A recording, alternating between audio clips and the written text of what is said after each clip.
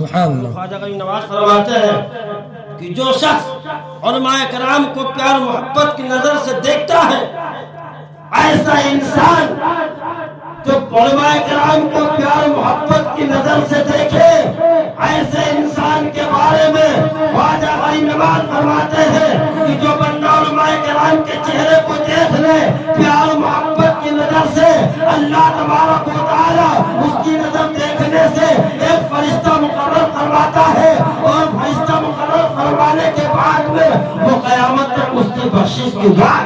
واہ سبحان اللہ. زندہ باد زندہ باد. بہت محبت کی نظر سے ماشاء دیکھ اللہ. لے، بس قیامت تک کی وہ فرشتہ اس کی بخشش کی دعا کرتا رہے گا. اور یاد رکھو مسلمانوں کہ میں نہیں کہتا ہوں بلکہ خواجہ غریب نواز رضی اللہ عنہ حقی سچی. اور یہ بات کہاں لکھی ہوئی؟ انوار الحدیث میں لکھی ہوئی ہے، واہ صفحہ نمبر 535 ہے.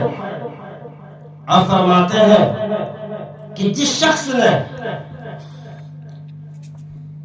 علماء کرام سے محبت کرنا شروع کر دیا، اب یہ نہیں کہ ایک علماء سے محبت کر رہے ہیں، دوسرے کو دیکھ کر جل رہے ہیں، اور تیسرے سے محبت جس سے تمہارا فائدہ ہے، جس سے تم کو مزہ آ رہا ہے، جس سے اچھی آواز والا تم پا رہے ہو، جسے تم اچھی تقریر کرنے والا پا رہے ہو، جسے جمانے والا پا رہے ہو، بہترین بہت عمدہ پیغام. بہت عمدہ پیغام. بہترین طریقے سے کلیم اور داڑھی کٹوانے والا جو جمے اس سے محبت کرے اور اس کی داڑھی بڑی ہو جائے، اتنا اس کا صوفی مزاج ہے اور صوفیانہ مزاج ادا کرتا ہے اور اللہ کی رضا کے لیے زندگی گزار رہا ہے، آپ کو نہیں پسند پڑ رہا ہے، نہیں اچھا لگ رہا ہے، یار اس کی داڑھی تو بڑی ہے، اس کے بال بڑے ہیں اور اس کا فلانا ہے، اس کا دھماکہ ہے. آپ یہ سوچ سوچ کر اگر اس طریقے سے آپ اپنی زندگی گزاریں گے تو یہ بغض ہے. کسی کے لیے بغض رکھنا، حسد رکھنا، عالم دین کے لیے حسد رکھنا اور علماء کرام کے لیے حسد رکھنا، یاد رکھو اللہ کے رسول ارشاد فرماتے ہیں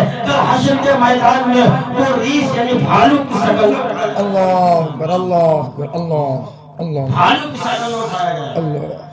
خواجہ غریب نواز فرماتے ہیں، ایک حکایت فرماتے ہیں کہ ایک شخص بڑا نمازی تھا، بڑا متقی پرہیزگار تھا، اور وہ اللہ اللہ کیا کرتا تھا، شریعت اسلام کا پابند تھا. لیکن ہوا کیا، وہ علماء کرام سے بغض رکھتا تھا، جی حسد رکھتا تھا. جب علماء کو دیکھتا تو کہتا ہم کو ان کا چہرے نہیں پسند ہے، اور اپنے چہرے کو پھیر لیا کرتا، یعنی علماء کرام کا جو چہرہ ہوتا اس چہرے سے ہٹا لیتا کہ نہیں دیکھیں گے. یہ حسد رکھتا تھا، اور نمازی تو تھا، سب کچھ تھا، وہ اپنے آپ کو یہ سمجھتا تھا کہ ہم جنتی ہیں. اللہ اللہ.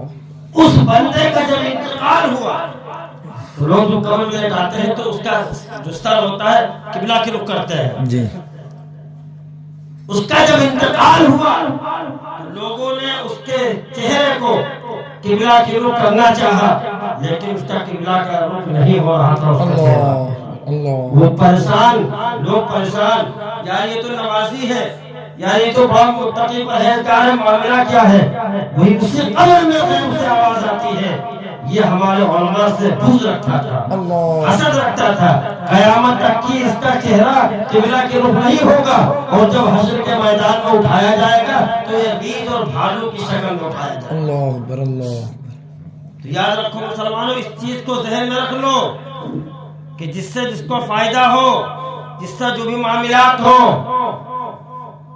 اس سے آپ جو ہے محبت کریں، کسی سے بغض رکھیں نہیں، بلکہ آپ جو ہے اپنے ذہن کے اعتبار سے کسی چھوٹا ہو اسے کالا ہو، اسے گورا ہو، اسے صوفی ہو، اسے حاجی ہو، اسے نمازی ہو، اسے، اور اسی طریقے سے خاص طور سے علماء کرام میں جو بھی عالم دین ہو اسے آپ محبت کی نظر سے دیکھیں گے تو انشاءاللہ یہ بھی آپ کی بخشش کا ذریعہ ہے. بے شک. سبحان اللہ سبحان اللہ.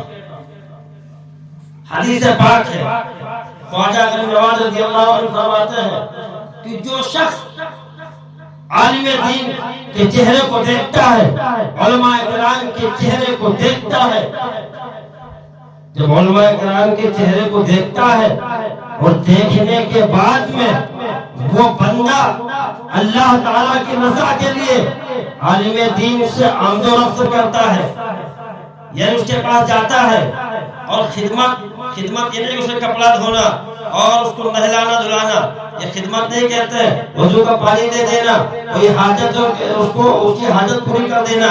یاد رکھو مسلمانوں، اتنا بڑا عمل ہے کہ اللہ تبارک و تعالیٰ اس 7 دن عالم دین کی خدمت کرنے کے صدقے سے اللہ تبارک و تعالیٰ اس کے نام اعمال میں 1000 سال کی نیکیاں عطا فرماتا ہے، اور 1000 سال کی نیکیاں وہ نیکیاں اور دن میں روزہ رکھے اور رات میں کھڑا ہو کے نماز۔